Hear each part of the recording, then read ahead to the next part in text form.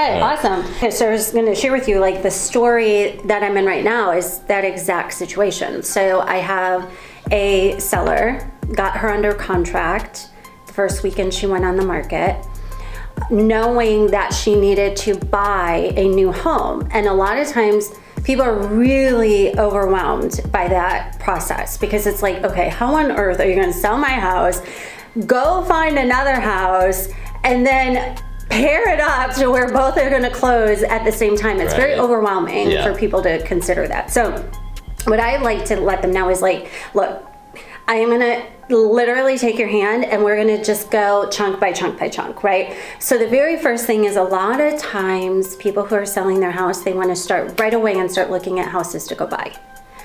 Do not recommend that, okay? Because they're excited. They're like, oh, I want to go buy my house first, right? But the issue is that the seller on the other side is not going to be too excited that you have a home sale contingency, okay?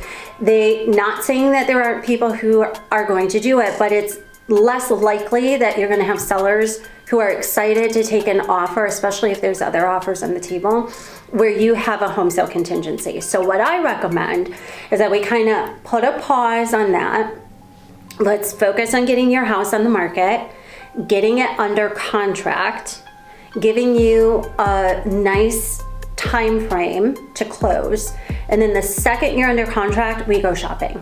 Now your house is under contract, we have a close date, and then when we go shopping and we go to ask, we go to put in our offer, we now know what we're trying to marry up, right? So she needs at least 45 days from the time she goes under contract to find a house, to then put it under contract for a 30-day close.